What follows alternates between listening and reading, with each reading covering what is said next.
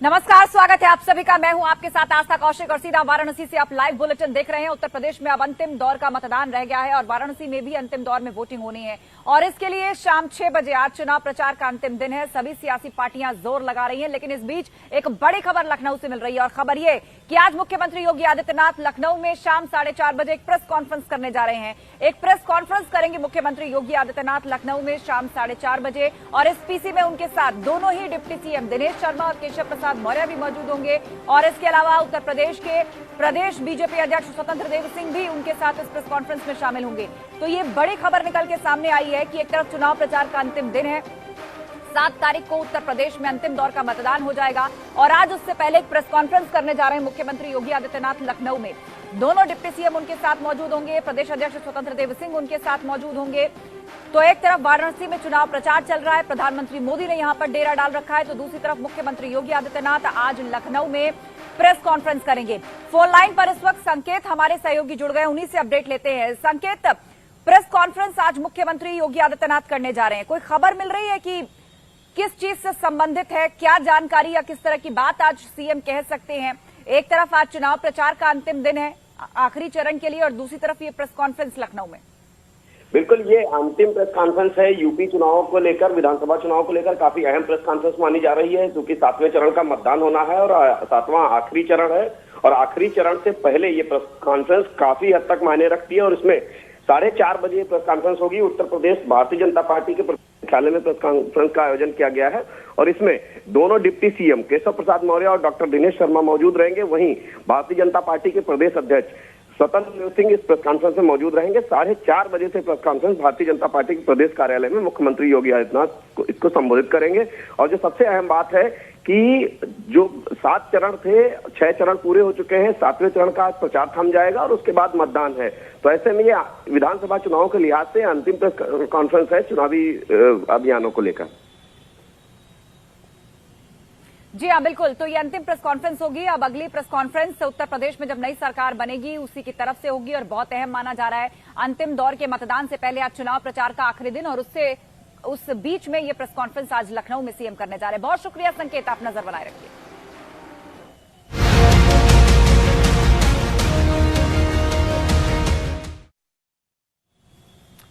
प्रधानमंत्री मोदी के काशी दौरे का आज दूसरा दिन है। डीएलडब्ल्यू गेस्ट हाउस में विश्राम के बाद आज सुबह से ही प्रधानमंत्री मोदी एक्टिव हैं। प्रबुद्ध जनों के साथ वो यहीं पर संवाद कर रहे हैं। कला, संस्कृति और अलग अलग क्षेत्रों से जुड़े हुए बुद्धिजीवी वर्ग के साथ प्रधानमंत्री मोदी का ये संवाद चल रहा है और इस संवाद के दौरान प्रधानमंत्री मोदी उनसे रूबरू हो रहे हैं और उनको बता रहे हैं कि दरअसल काशी के लिए उनका विजन क्या है, क्या परिवर्तन अभी तक काशी में आया है, उनके सांसद बनने के बाद किस तरह की परियोजनाएं और कायाकल्प काशी के अलग अलग क्षेत्रों और जगहों पर देखने को मिला है। इतना ही नहीं, क्योटो की तर्ज पर काशी को जो डेवलप करना है उसके लिए भविष्य की योजनाएं क्या है। इस तरह का संवाद इस वक्त डीएलडब्ल्यू गेस्ट हाउस में प्रधानमंत्री मोदी प्रबुद्ध जनों के साथ कर रहे हैं।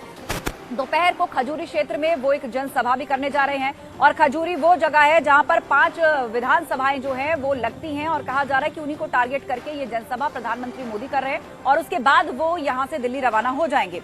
ज्यादा जानकारी के लिए रुक करेंगे, हमारे सहयोगी हमारे साथ लाइव जुड़ रहे हैं, उन्हीं से अपडेट लेते हैं। जी बताइए, प्रधानमंत्री मोदी की ये जो जनसभा होने जा रही है, 5 विधानसभाएं वो सीमाएं यहां पर लगती हैं, एक बड़ा संदेश यहां से देने की कोशिश, उसके बाद काशी दौरा पीएम का समाप्त हो जाएगा। लेकिन इस वक्त क्या चल रहा है, क्या अब भी प्रबुद्ध जनों से संवाद जारी है, क्या कार्यक्रम आगे रहेंगे प्रधानमंत्री के?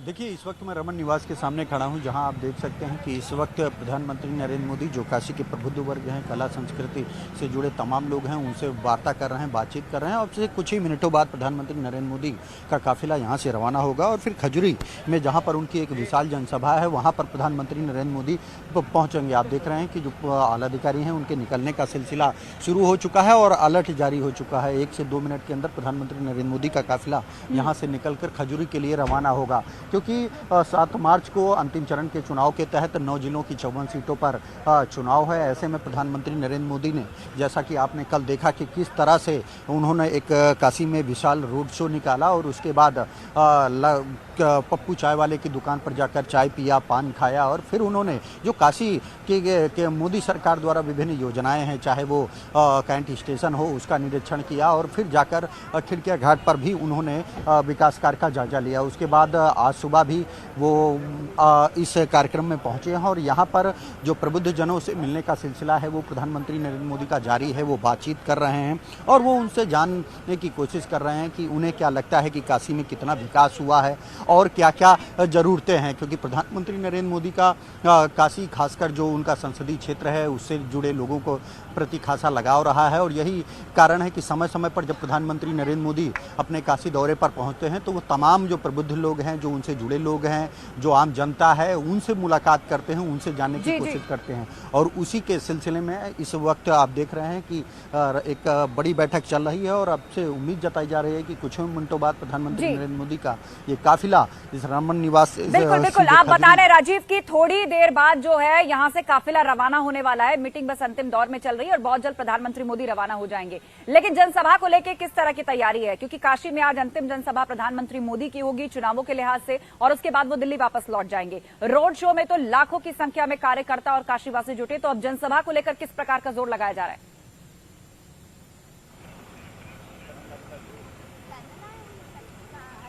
देखिए, यकीनन क्योंकि ये जो काशी दौरा है प्रधानमंत्री नरेंद्र मोदी का, ये काफ़ी अहम है, क्योंकि 2014 की बात करें, 2017 की बात करें या 2019 की बात करें, तो जब जब प्रधानमंत्री नरेंद्र मोदी ने चुनाव के दौरान काशी में रोड शो किया है तो उसका एक बड़ा फायदा भारतीय जनता पार्टी को उत्तर प्रदेश में मिला है। और यही कारण है कि पूर्वांचल में एक बार फिर कमल खिलाने के लिए प्रधानमंत्री ने एक रोड शो किया है। आप देख सकते हैं कि अलर्ट जारी हुआ है। कुछ ही मिनटों बाद प्रधानमंत्री नरेंद्र मोदी आपको नजर आएंगे यहाँ से गुजरते हुए।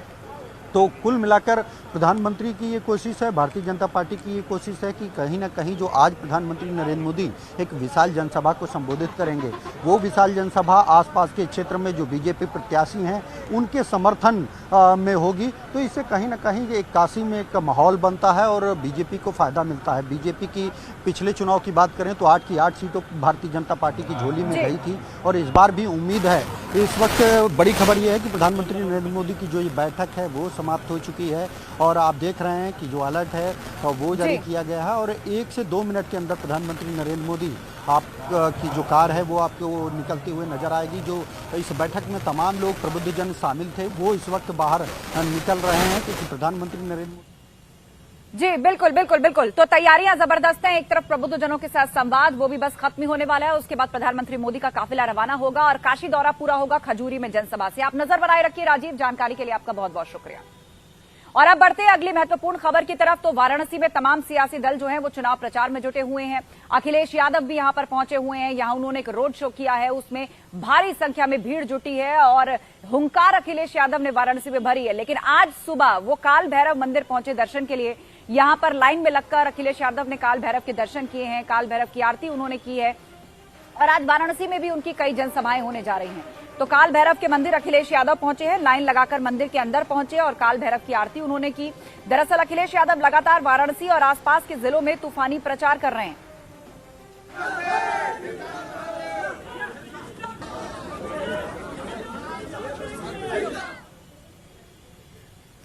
तो काल भैरव का दर्शन करने पहुंचे अखिलेश यादव। इस दौरान उनके साथ सपा नेता धर्मेंद्र यादव भी मौजूद थे और दर्शन और आरती करने के बाद जब वो बाहर निकले तो धर्मेंद्र यादव ने न्यूज 18 से खास बातचीत की है। आपको सुनवाते हैं उन्होंने किस प्रकार दावा किया कि 10 मार्च को समाजवादी पार्टी की सरकार आ रही है।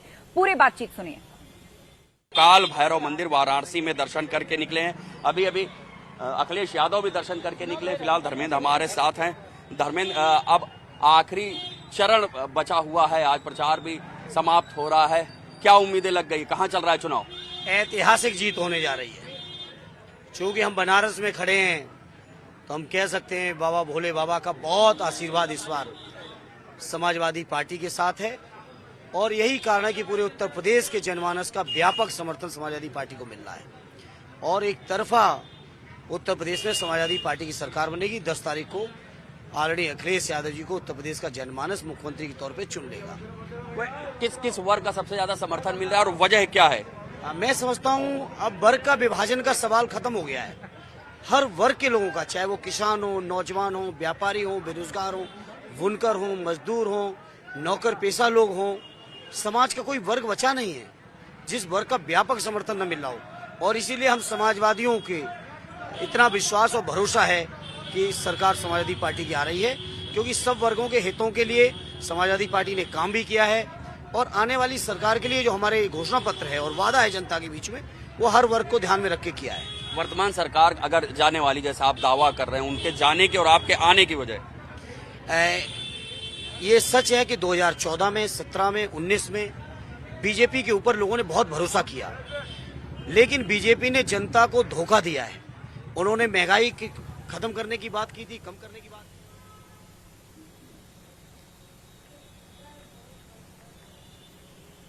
तो धर्मेंद्र यादव का दावा आप सुन रहे थे और उनका ये कहना है कि 10 तारीख को जो है वो सत्ता परिवर्तन होने वाला है। बहरहाल लेकिन अंतिम चरण का चुनाव बाकी है, उसके लिए प्रचार की जोर आजमाइश चल रही है। केंद्रीय गृह मंत्री अमित शाह जौनपुर जाएंगे, वहां पर वो जनसभाओं को संबोधित करेंगे। आपको बता दें कि 2017 में जौनपुर की जो तमाम विधानसभा सीटें, 9 सीटों पर भाजपा को बढ़त हासिल हुई थी और अब की बार एक बार फिर से उसी गढ़ को बचाने के लिए जोर आजमाइश है। अमित शाह यहां पर आज जनसभाएं करने जा रहे हैं। ज्यादा जानकारी के लिए रुख करेंगे, हमारे सहयोगी अमित गंजू हमारे साथ जुड़ रहे हैं। अमित, जौनपुर में कितनी जगह जनसभा गृह मंत्री की होनी है और क्या तैयारियां उसके लिए आप देख पा रहे हैं? देखिए, मैं आपको बताना चाहूंगा कि निश्चित तौर पर पूर्वांचल सबसे बड़ा फोकस है हर पार्टी का। यही वजह है कि अब प्रचार अब से 6.5 घंटे बाद थम जाएगा, जिसके बाद 7 को यहाँ वोटिंग होनी है, जिसको लेकर सारी तैयारियां जहां एक और प्रशासनिक अधिकारी पूरी की, तो वहीं नेताओं ने भी अपनी कमर कसी। अगर भारतीय जनता पार्टी की बात करें तो भारतीय जनता पार्टी के लिए खासकर नौपेड़वा, जिस जगह अब से कुछ देर बाद अमित शाह पहुंचे, मैं अपने कैमरामैन से कहूंगा पहले दृश्य दिखाएं। हजारों की संख्या में लोग यहाँ पहुंचते जा रहे हैं, क्या महिला क्या पुरुष, आसपास के ग्रामीण अंचलों के लोग भी यहाँ पहुंच रहे हैं, क्योंकि अब से 15 से 20 मिनट में एक्सपेक्टेड है कि वो यहाँ पहुंचेंगे और जनसभा को संबोधित करेंगे, क्योंकि यहाँ ट्रायंगुलर फाइट बताई जा रही है। क्योंकि जिस प्रकार से यहाँ एक बाहुबली धनंजय सिंह का एक नाम बताया जा रहा है, वही समाजवादी पार्टी के पारसनाथ यादव के बेटे का बताया जा रहा है, वही केपी सिंह पूर्व सांसद आप देख रहे हैं। और भाजपा जो है 2017 में जो बढ़त मिली थी उसको बरकरार रखना चाहेगी, तो विपक्षी पार्टियां उसमें सेंध लगाना चाहेंगी। आप नजर बनाए रखिए अमित, जानकारी के लिए बहुत शुक्रिया। तो इसी के साथ वक्त एक छोटे से ब्रेक का हो चला है, कहीं मत जाइएगा, लौटेंगे तो चुनाव से जुड़ी हुई तमाम खबरें आपके लिए लेकर आएंगे। बने रहिए न्यूज 18 उत्तर प्रदेश उत्तराखंड के साथ। मुख्तार अंसारी के बेटे अब्बास अंसारी का लोगों को संबोधित करने का एक वीडियो लगातार वायरल हो रहा है, जिसमें अब्बास समाजवादी पार्टी की सरकार बनने पर अधिकारियों से हिसाब किताब करने की बात कहते नजर आ रहे हैं। मंच से लोगों को संबोधित करते हुए अब्बास कह रहे हैं कि अखिलेश यादव को कह दिया है कि सरकार आने पर किसी भी अधिकारी का 6 महीने तक ट्रांसफर पोस्टिंग नहीं होगा, पहले उनका हिसाब किताब किया जाएगा। आपको बता दें, मुख्तार अंसारी के बेटे अब्बास अंसारी मऊ से समाजवादी पार्टी गठबंधन के प्रत्याशी हैं। प्रचार के दौरान अधिकारियों को धमकी देने का ये वीडियो बताया जा रहा है और इस वीडियो को BJP media cell incharge Arun Yadav ने ट्वीट कर निशाना भी साधा है। तो समाजवादी पार्टी के राष्ट्रीय अध्यक्ष आदरणीय अखिलेश यादव जी से कहकर आया हूं कि 6 महीने तक किसी की ट्रांसफर पोस्टिंग नहीं होगी भैया। जो यहां है वो यहां ही रहेगा, पहले हिसाब किताब होगा, उसके बाद उनके जाने के सर्टिफिकेट पर मुहर लगाया जाएगा। तो समाजवादी पार्टी के राष्ट्रीय अध्यक्ष आदरणीय अखिलेश यादव जी से कहकर आया हूं कि 6 महीने तक किसी की ट्रांसफर पोस्टिंग नहीं होगी भैया। जो यहां है वो यहां ही रहेगा, पहले हिसाब किताब होगा, उसके बाद उनके जाने के सर्टिफिकेट पर मुहर लगाया जाएगा। BJP IT cell incharge Arun Yadav ने ट्वीट भी किया है। मुख्तार माफिया के सुपुत्र ने तय कर दिया है कि अखिलेश भैया की सरकार आ रही है। उसने अखिलेश भैया से भी कह दिया है कि 6 महीने से पहले किसी भी अधिकारी का तबादला नहीं करना है, तबादला तभी होगा जब हिसाब किताब पूरा हो जाएगा। तो ये ट्वीट किया गया है अरुण यादव की ओर से। बीजेपी मीडिया सेल के प्रभारी अरुण यादव ने ये ट्वीट किया है। ट्वीट भी हम आपको दिखा रखे हैं और ट्वीट में क्या कुछ लिखा गया है वो आपकी टीवी स्क्रीन पर।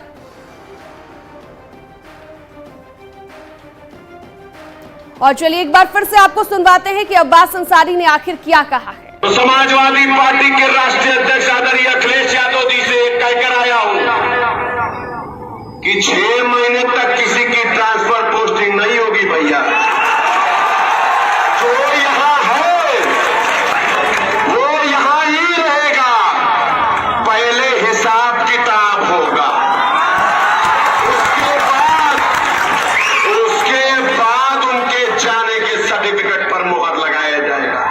मुख्तार अंसारी के बेटे अब्बास अंसारी का लोगों को संबोधित करने का एक वीडियो लगातार वायरल हो रहा है, जिसमें अब्बास समाजवादी पार्टी की सरकार बनने पर अधिकारियों से हिसाब किताब करने की बात कहते नजर आ रहे हैं। मंच से लोगों को संबोधित करते हुए अब्बास कह रहे हैं कि अखिलेश यादव को कह दिया है कि सरकार आने पर किसी भी अधिकारी का 6 महीने तक ट्रांसफर पोस्टिंग नहीं होगा, पहले उनका हिसाब किताब किया जाएगा। आपको बता दें, मुख्तार अंसारी के बेटे अब्बास अंसारी मऊ से समाजवादी पार्टी गठबंधन के प्रत्याशी हैं। प्रचार के दौरान अधिकारियों को धमकी देने का ये वीडियो बताया जा रहा है और इस वीडियो को BJP media cell incharge Arun Yadav ने ट्वीट कर निशाना भी साधा है। तो समाजवादी पार्टी के राष्ट्रीय अध्यक्ष आदरणीय अखिलेश यादव जी से कहकर आया हूं कि 6 महीने तक किसी की ट्रांसफर पोस्टिंग नहीं होगी भैया। जो यहां है वो यहां ही रहेगा, पहले हिसाब किताब होगा, उसके बाद उनके जाने के सर्टिफिकेट पर मुहर लगाया जाएगा। तो समाजवादी पार्टी के राष्ट्रीय अध्यक्ष आदरणीय अखिलेश यादव जी से कहकर आया हूं कि 6 महीने तक किसी की ट्रांसफर पोस्टिंग नहीं होगी भैया। जो यहां है वो यहां ही रहेगा, पहले हिसाब किताब होगा, उसके बाद उनके जाने के सर्टिफिकेट पर मुहर लगाया जाएगा। BJP IT cell incharge Arun Yadav ने ट्वीट भी किया है। मुख्तार माफिया के सुपुत्र ने तय कर दिया है कि अखिलेश भैया की सरकार आ रही है। उसने अखिलेश भैया से भी कह दिया है कि 6 महीने से पहले किसी भी अधिकारी का तबादला नहीं करना है।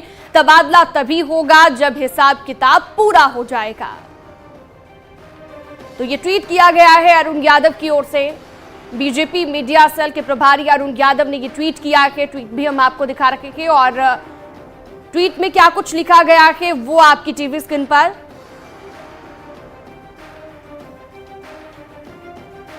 और चलिए एक बार फिर से आपको सुनवाते हैं कि अब्बास अंसारी ने आखिर क्या कहा है। तो समाजवादी पार्टी के राष्ट्रीय अध्यक्ष आदरणीय अखिलेश यादव जी से कहकर आया हूं कि 6 महीने तक किसी की ट्रांसफर पोस्टिंग नहीं होगी भैया।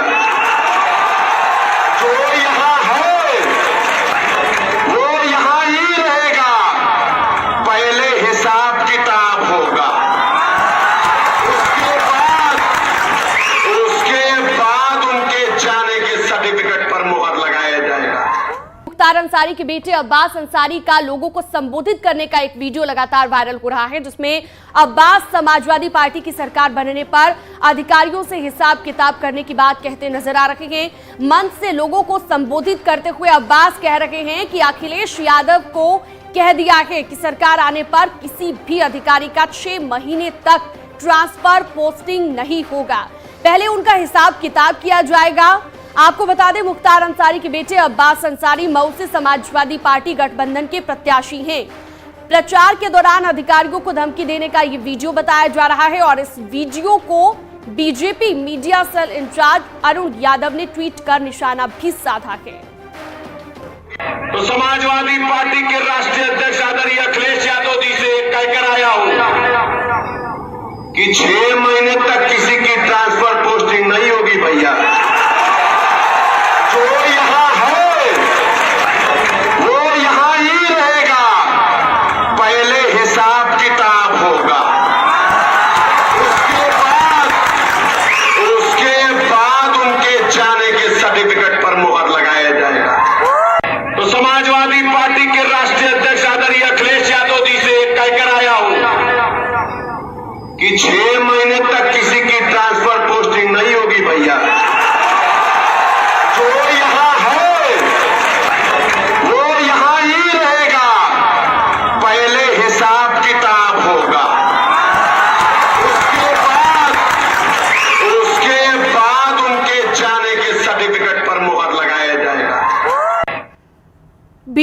Party cell incharge Arun Yadav ने ट्वीट भी किया है। मुख्तार माफिया के सुपुत्र ने तय कर दिया है कि अखिलेश भैया की सरकार आ रही है।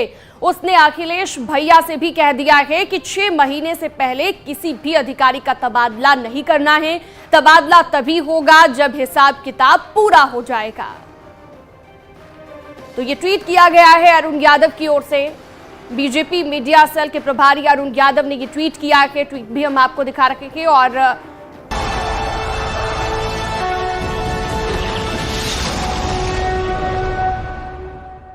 स्वागत है आप सभी का। ब्रेक के बाद जारी है काशी से एक खास बुलेटिन, जिसमें हम आपको बता रहे हैं कि अंतिम दौर के लिए किस तरह प्रचार की जोर आजमाइश चल रही है। एक तरफ प्रधानमंत्री मोदी काशी के अंदर है, प्रबुद्ध सम्मेलन के साथ वो इंटरैक्ट इस वक्त कर रहे हैं अलग अलग वर्गों से आए हुए प्रबुद्ध जनों के साथ। उनकी आज काशी में जनसभा है, तो अखिलेश यादव भी काशी में है। इसके अलावा काशी और आसपास के क्षेत्रों में भी कुल मिलाकर 8 जनसभाएं आज अखिलेश यादव ने रखी हैं। धुआंधार प्रचार हर तरफ से चल रहा है। सीधे रुख करेंगे, हमारे सहयोगी अलाउद्दीन हमारे साथ जुड़ रहे हैं। अलाउद्दीन, बताइएगा आज अखिलेश यादव की जनसभाएं कहां कहां पर हैं और इस अंतिम दौर में किस तरह के बड़े दावे सपा की तरफ से किए जा रहे हैं?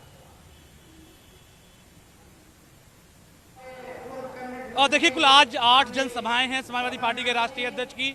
पहली जनसभा उनके अपने लोकसभा क्षेत्र में है, अतरौलिया और फूलपुर विधानसभा क्षेत्र। साफ तौर से देखें तो ये समाजवादी पार्टी के राष्ट्रीय अध्यक्ष का इंतजार हो रहा है। अब से कुछ क्षणों के बाद ही वो यहाँ पर आने वाले हैं। यहाँ पर पूरी तरह से अलर्ट कर दिया गया है। जहाँ तक लोगों की बात है तो इस पूरे इलाके में, क्योंकि ये समाजवादियों का गढ़ भी कहा जाता है, वो खुद लोकसभा के सदस्य हैं यहाँ से। साथ ही समाजवादी पार्टी ने 2017 में भी सपा का गढ़ कहा जाता है आजमगढ़, और इसीलिए सपा को उम्मीदें हैं कि एक बार फिर से 2017 वाली जीत जो है वो आजमगढ़ से दोहराएगी। तो दूसरी तरफ बीजेपी भी कई सीटों पर इस बार मजबूती से चुनाव लड़ रही है।